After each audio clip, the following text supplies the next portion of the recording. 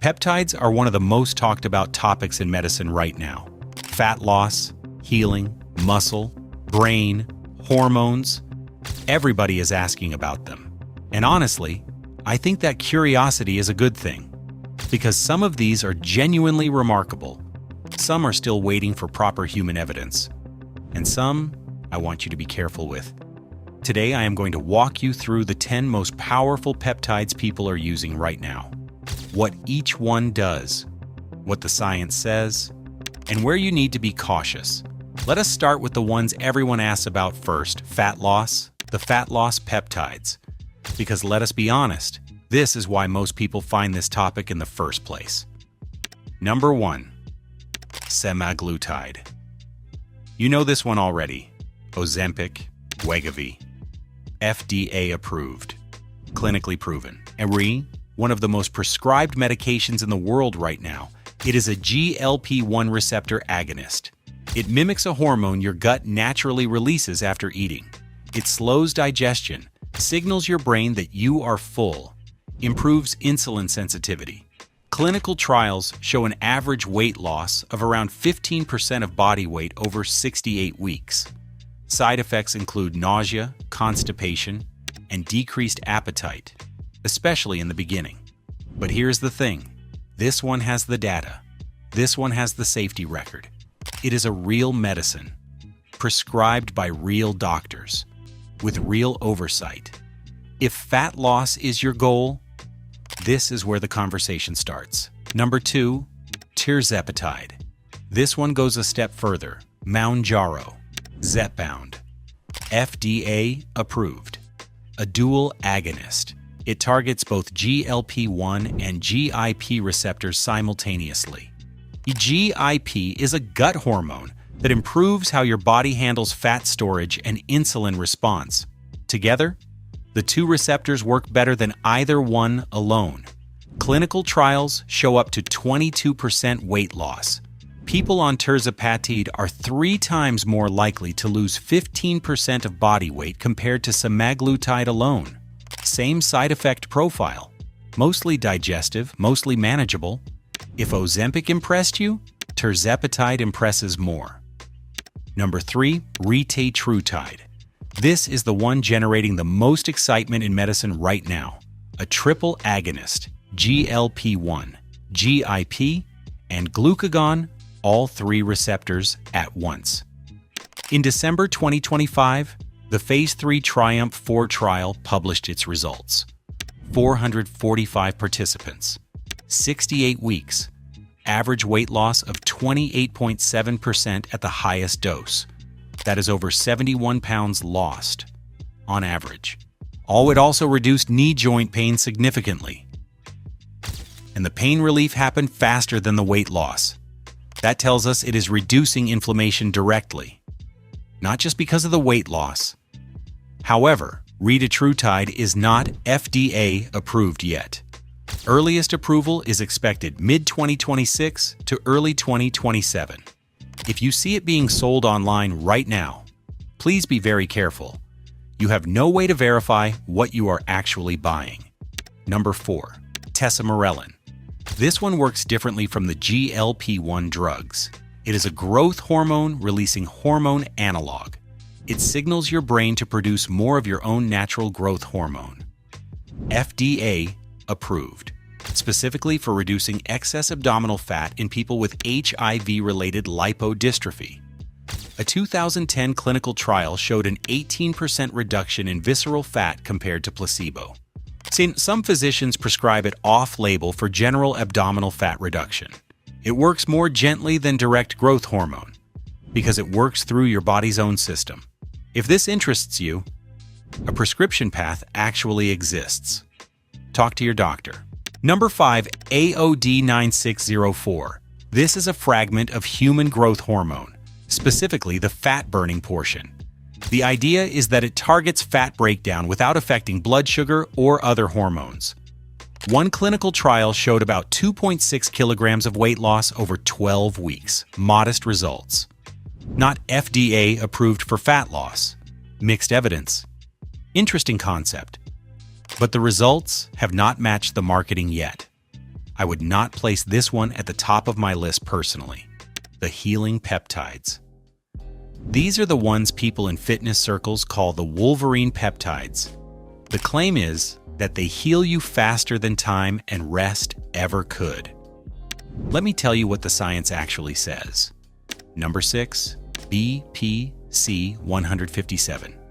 BPC stands for Body Protection Compound, a 15 amino acid peptide originally derived from human gastric juice. In animal studies, the results are genuinely interesting. It promotes healing of tendons, ligaments, muscles, and gut tissue. It stimulates the growth of new blood vessels, which is how the body repairs itself. A small 2025 pilot study on 2 healthy adults showed it was well tolerated with no serious adverse events.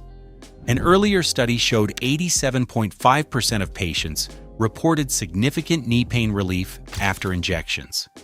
But here is what I need you to know. The FDA classifies BPC 157 as a Category 2 substance, prohibited from compounding for human use. It is also banned by the World Anti-Doping Agency. Human clinical trials are still very limited. And because it promotes cell growth and new blood vessel formation, there is a theoretical concern about cancer risk that has not been ruled out in humans yet. Number 7, TB500. TB500 is a synthetic version of a naturally occurring protein called thymosin beta-4. Your body already produces this protein, especially in tissues that are actively healing. It promotes the same repair processes as BPC 157, but through different pathways: new blood vessel growth, cellular migration, tissue regeneration. That is why these two are almost always paired together. Animal studies are strong. Some early clinical data looks encouraging, but the FDA flags TB500 as a substance with significant safety concerns. Animal studies have raised concerns about it potentially accelerating dormant tumor growth. It is also banned by WADA. The healing potential is real, but the long-term human safety picture is still not fully known. The muscle and strength peptides number 8, CJC 1295, and Tesamorelin. These two are almost always used together, because together they are significantly more powerful. CJC 1295 is a long-acting growth hormone releasing hormone analog. A single dose can raise growth hormone levels by 2 to 10 times above baseline for up to 6 days. It also raises IGF-1, the key tissue-building hormone, by up to 3 times for nearly 11 days. Tesamorelin adds short, natural pulses of growth hormone release from the pituitary gland. Importantly, it does this without raising cortisol or prolactin significantly. That makes it cleaner than older growth hormone peptides. Together, more growth hormone, more IGF-1, better sleep, faster recovery, improved body composition. Important note: the FDA has flagged both as substances of concern. They are prohibited for compounding and banned by WADA because they stimulate broad cell growth. A theoretical cancer risk applies here as well. This is not a pair to take casually. Your hormone levels need proper assessment first. Number 9, Sermorelin. Sermorelin is a 29 amino acid fragment of natural growth hormone releasing hormone. It was FDA approved for growth hormone deficiency in children. Physicians prescribe it off-label for adults who want to support their natural growth hormone levels. It works more gently and more physiologically than CJC 1295. If you are curious about growth hormone support, Sermorelin is the more conservative option, and it is one that a licensed physician can actually guide you through properly. A supervised path exists here. Use it. The immune peptide. Number 10, thymosin alpha-1. This one is genuinely interesting from an immune health perspective. Thymosin alpha-1 stimulates T cell production and activity. T cells are your immune system's front line. They identify and destroy infections and abnormal cells. Here's something worth knowing. Thymosin alpha-1 is approved as a medicine in over 35 countries. It is used for chronic hepatitis B, immune support during cancer treatment, and as a vaccine booster. It is not FDA approved in the United States, but the international human data is real. Most people report a general sense of improved immune resilience when using it. It is one of the more credible immune-supporting peptides in terms of actual human trial data. Still, discuss this one with a physician who understands immunology before considering it. What you must know before trying any of these. I want to be straightforward with you now, because this is the part most videos skip. Of the 10 peptides I covered, only Semaglutide, Tirzepatide, and Tesamorelin are FDA approved for adults today. Sermorelin has limited approval for children only. The rest, BPC 157, TB 500, CJC 1295, Ipamorelin, Retatrutide, AOD 9604, are not approved for human use in the United States. The FDA has classified BPC 157, TB 500, CJC 1295, and Ipamorelin as substances with safety concerns. Compounding pharmacies are legally prohibited from preparing them for human use. And yet, people are ordering these online every single day from foreign websites, from unverified sources. You have no way to confirm purity, concentration, or even if it is the correct compound. Peptides degrade easily. Dosing errors cause real harm. Hormonal disruption, cardiovascular stress, anxiety, and long-term safety for most of these?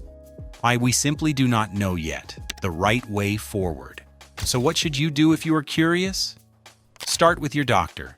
Get your baseline blood work done first. Blood sugar, hormones, liver, kidney function. Know where you are starting before you change anything. If fat loss is your goal, FDA-approved options exist today. Semaglutide and Tirzepatide are powerful, proven, and supervised. If growth hormone support interests you, ask about Sermorelin or Tesamorelin. A safer path already exists. You just need to take it. Your body deserves verified information, proper dosing, real medical oversight, not a powder from a website. Peptides can genuinely change lives, but only when used correctly. The line between medicine and risk is one word: supervised. Talk to your doctor. You deserve real guidance, not internet advice.